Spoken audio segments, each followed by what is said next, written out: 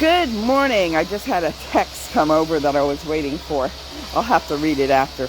Good morning. This is Mona. This is my morning view. Today it is Spring Edition 2025. Thirsty Thinking Thursday. Construction Edition. So they're working on the road. They're making our dirt road into a paved road. Remember how busy my dirt road was when I would take my walks? Well, I can't take my walks until construction zone is done because it is a muddy mess. Today, rainy, sprinkly. It feels warmer than yesterday, so I will take that for now. Oh, all right. So, Thirsty Thinking Thursday. Oh, the noise stopped for a second.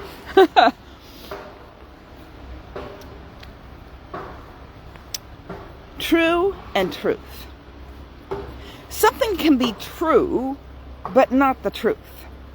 There's our perception of what is truth, but it's not truth. God's truth is truth. So in order to find out what God's truth is, well, then we have to dive into the Bible. So if you don't think the Bible has some good things to say, this is probably not for you. But if you're curious, what does the Bible do say? Because we as human beings, even Christians, tend to go by our own what is true, but not God's truth. We try to align God's truth to our truth. That was, for example, in the movie Chosen. I have a hard time swallowing that Jesus would not heal the girl that got stabbed by the Roman soldier that was created by the chaos from him being there. Have a hard time swallowing that. That was trying to get God's truth to align with our truth. And so I have a little bit of a problem with movies because they tend to use artistic liberty for the storyline. Now that would have been fine if Jesus wasn't there. I would still be upset that they killed off the character. But I would not have had a hard time with it in the sense of biblical truth. So, I know that Jesus did not heal everybody because there was a man who was at the gate beautiful that John and Peter went after Jesus had ascended, and there was after his resurrection, his ascension, after the Holy Spirit had come, and they came to the temple, and he was begging for alms, and he'd been there for 40 years or something like that. So therefore, if he had been there for 40 years, or at least even 10 years, 5 years, 3 years, why wasn't he healed when Jesus was in town? Well, maybe Jesus didn't see him. Maybe he took a potty break. I don't know. But so we know that Jesus didn't heal everybody because of that was there. But when it talked about Jesus went and healed people, it says he healed them all. He healed them all. So all the ones that he came in contact with, he healed. So I have a hard time with that episode. I still like The Chosen. I still watch The Chosen. I still support The Chosen because there's a lot of things in there that are good. I just have a hard time having people have a perception of how they think God is, and so therefore they make a narrative around their truth versus the truth. Now, just because I can't go around healing everybody I see or everybody I pray for, And just because you don't heal everybody, that doesn't mean that God doesn't want to.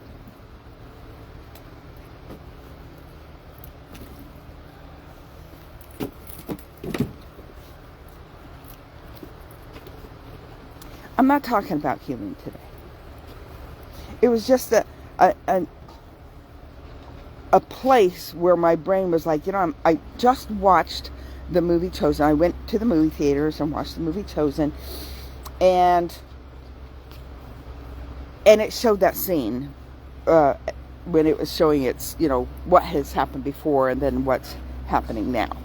Okay, so with that scene as a reminder of, oh yeah, that's the scene that I really have a hard time swallowing.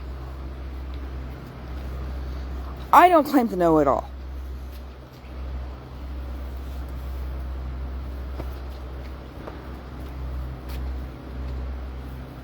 I'm sure there were people on crosses as he was walking by, like one of the episodes showed, that he didn't take them off of the cross and heal them. He healed those people that desired healing. He healed those people that wanted healed. He healed those people that came to him. Which this character would have been that type of person.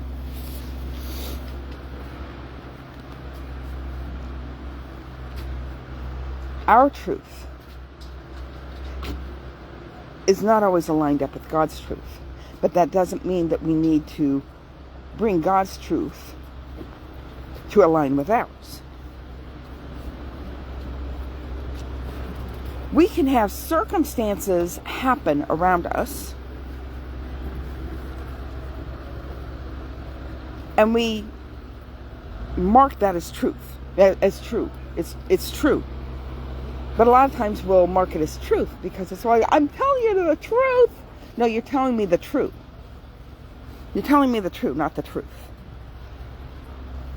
So here's this situation where somebody perceives something that wasn't factual, but in their concept of how they think and the way it moves, they count that as truth.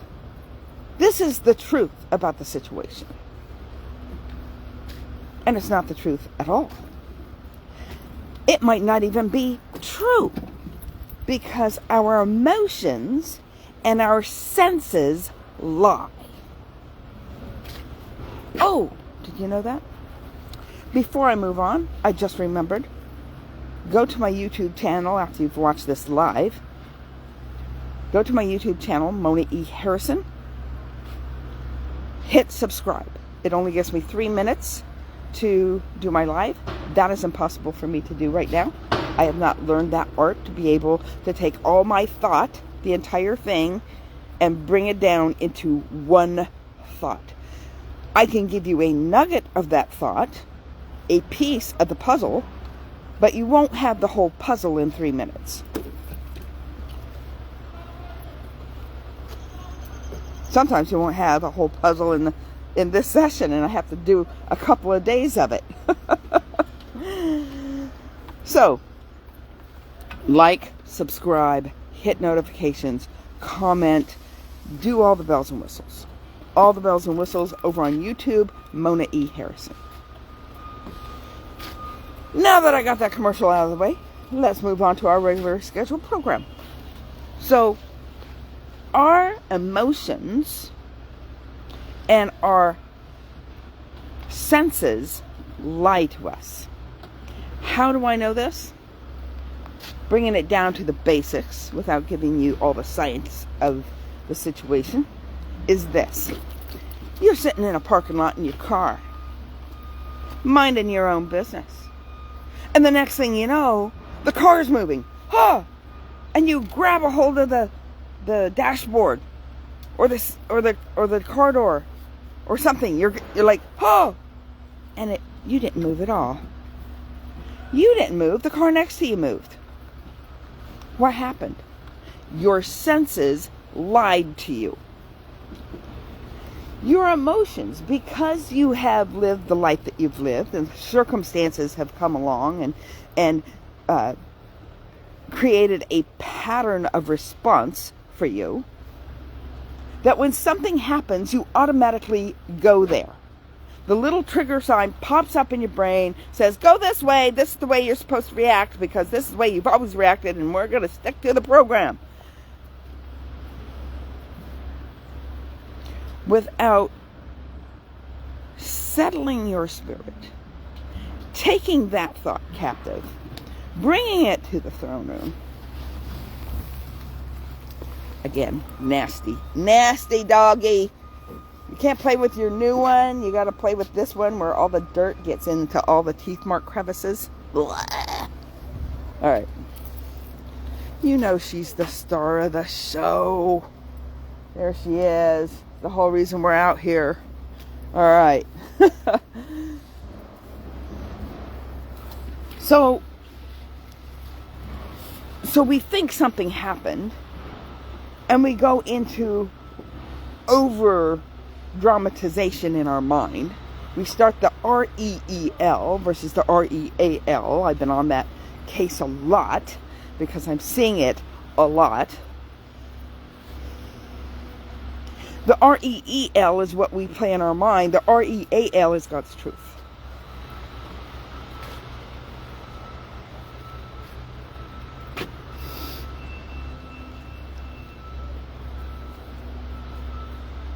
If you want to continue being a victim, you'll continue in that R-E-E-L.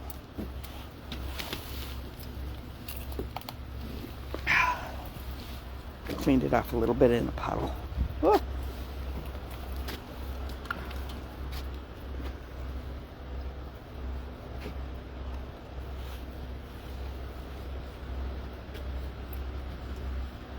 What is true? All the circumstances around you can have multiple stories. All of them. There's an accident at the corner of a street. You've got 3 witnesses. You have 3 different stories. Oh, they all kind of have the same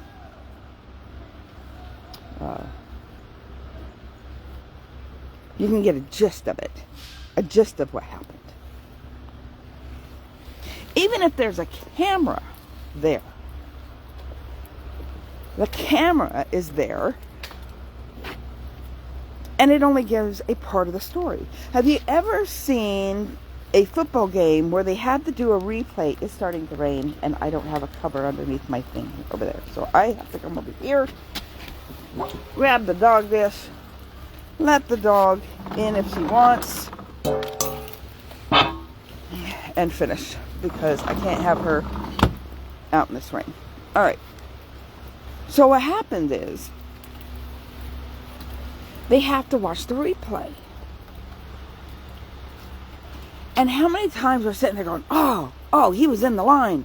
Oh, no, he was touching the line. Oh, no, was the ball out? I don't know. And they would show multiple views of even the camera angle. And you couldn't tell. It had to be a guess. The best guess that they could possibly guess to make the right call. Doesn't mean it was the right call, but it was the best guess that they could do. So you have all these different angles to all your circumstances. And which angle do you want to tell the news story for? What angle do you want to tell the news story for? A good journalist will go and they will investigate all the stuff. And then from the perception of their angle, they give the story that they feel is what is really capturing what's going on. Not in today's news. Today's news has an agenda that they want to portray. Depending on what news station you're listening to, that's the agenda that you're wanting to listen to. Even if you don't agree with it.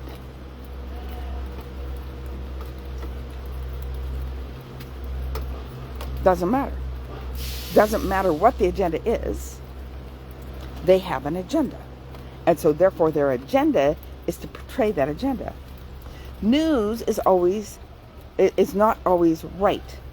News is not always right.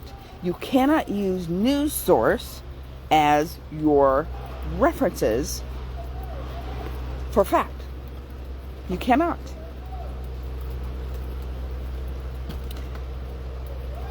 Even if they were the most factual news source in the world. Because you have to look at things from different angles. Different perspectives. Not just your perspective. All the perspectives. You still may come up with a conclusion that fits your agenda, or fits your way of thinking, and so therefore it solidifies what you already were thinking, because you can find anything to support whatever it is that you're thinking. That's a whole nother thing of quantum physics. But in reality, the only truth is God's truth. So we might get it right, we might get it wrong. But if we don't look at all the angles, if we don't study it thoroughly, we really don't know. We're just going by our opinion. And we all know what opinions do.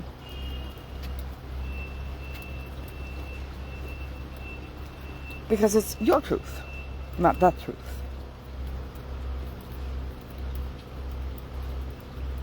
Again, I'm not getting political here. This is not about politics. Politics is an easy one to target. Because it's obvious. You know, it's obvious to me when I see it. When I see it from both sides, all the sides, whatever side you're on, that's the side you need to be thinking that I'm talking about. Okay?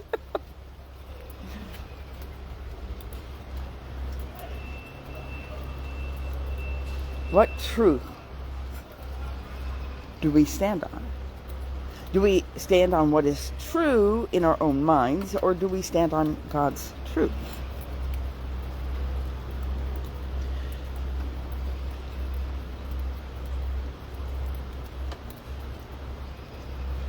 When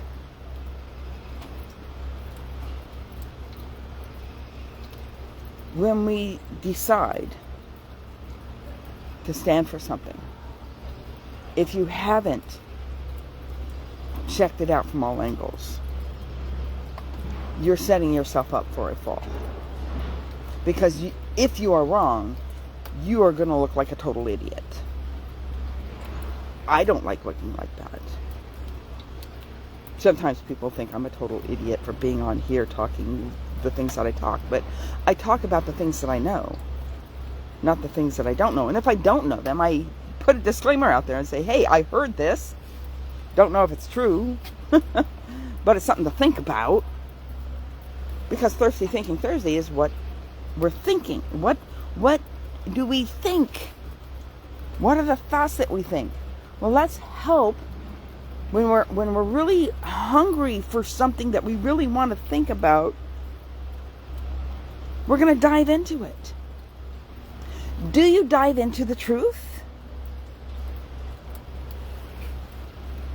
Those things that are obscure, that you don't know, there are circumstances that are going on this earth, the fallen earth, versus from a heavenly perspective.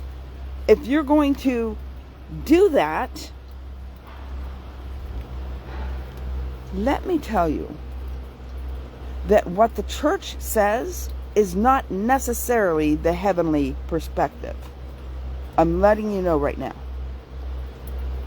So don't get on your bandwagon and say, oh, yeah, the church is so full of it, blah, blah, blah, and they do this and they do that, and blah, blah, blah, blah, blah. That's your truth. That's what's true in your real. And they may be doing things that are not heavenly based. So I'm not letting them off the hook. Boy, this sounds like Feisty Friday. I'm ditching the news. I'm ditching the church. I'm ditching the REELs.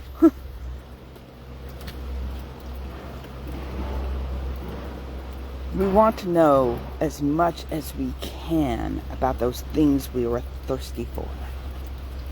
As the hart panteth after the water brook, so panteth my soul after thee. Does our life reflect that? Does it say, God, I'm thirsty for you. I'm thirsty for you. Somebody thirsty would stand out here in the rain and try to capture every raindrop they can get. Said, look out of the dog bowl, which is full of dirt right now, because she keeps putting her toy in it.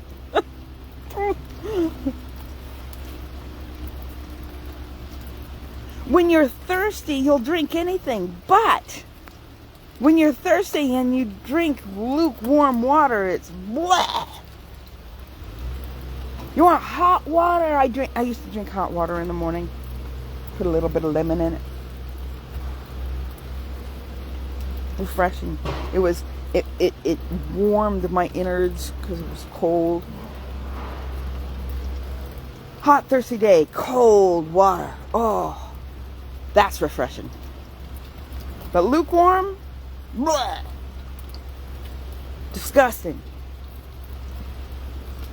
It's what was described in the Laodicean church, because where they were was central between the hot springs where people went for healing for their bodies, or ice melt cold water coming down from the mountains, and it was refreshing and amazing, and people would just go to these places for the best of the best, and then it would get to Laodicea and it would be lukewarm, and it would turn their stomach and they would want to vomit. God took the circumstances and made an analogy of it. And that's kind of like what I do here. Kind of. Somebody told me about that this week. It was like, I was telling him what I do for my morning view, and he said, oh, I know somebody who does that. And I'm like, well, who does it? Who's done that? And we're like waiting on bated ears, and he goes, Jesus used to do that. The parables. I was like, cool. I'll take it. I'm not Jesus. I'm telling you that right now. Not even close. But to know that I'm doing something that he has done to bring out some thinking. Not all of it was plain and simple. It was in parables. It was in riddles. It was in enigmas. And if you're thirsty enough, you'll search it out. You'll find out what he's talking about. You'll try to understand and grasp what's happening. What is he doing? What is he saying? How thirsty are you? And that is my Thirsty Thinking Thursday. All right, blessings, everybody. Have a great day. I'm pretty sure my phone is going to die shortly. So go to my YouTube page, Mona E. Harrison. Subscribe, like, watch the videos on fast speed. The ones I do in the morning will be uploaded in the evening. And comment. Share them. If it's content you feel is important for someone else to hear, share it. If you like it, share it. Blessings, everybody. Share this one, share the one on YouTube. Hit like, comment here, hit like, comment there, hit notifications so you know when I'm on live. It's around the same time, Monday through Friday. And then on YouTube, Mona E. Harrison, hit subscribe, because it only allows me 3 minutes for right now until I get 50 subscribers. All right, blessings, everybody. Have a great day, and I will see you tomorrow for the best day of the week, Feisty Friday. No, it's not. It is not the best day of the week. Wonderful Wednesday is the best day of the week, because that's the day I give God thankfulness. So to me, that's the best day. Feisty Friday is my favorite in the sense of I can just let it all out. All right. Blessings. Have a great day. Bye.